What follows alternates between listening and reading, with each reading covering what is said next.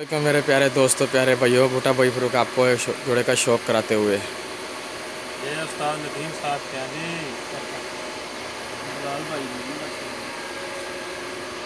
लाल भाई तुसी ਇੱਕੋ ਹੀ ਹੋਣਾ ਚਾਹੀਦਾ।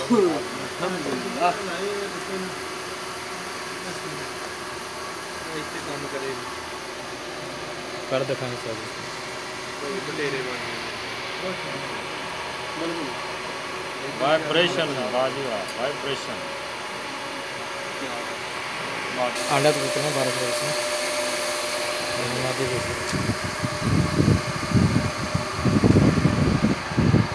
ताजी आते ना तुम टैडी ना ला दो जोंसले टैडी बन गई सही कल दुम्बे कल सिरे माशाल्लाह बहुत चंगी जी। मादी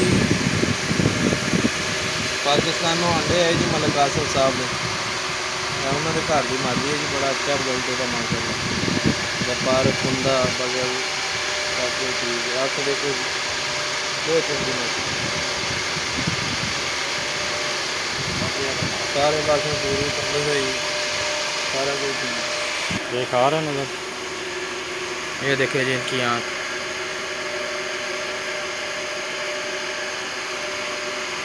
सही है बहुत घर का पुराना बथेरा माशाल्लाह बड़ा अच्छा रिजल्ट है बच्चों का बच्चे बच्चे बच्चे पसंद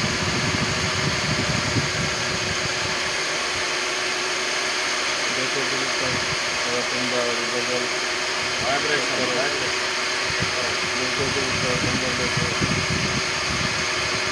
ये इतने दिन जी मेहनत की भाजी ने बड़ी मेहनत करके बनाया बड़े अच्छा रिजल्ट उन्होंने पानी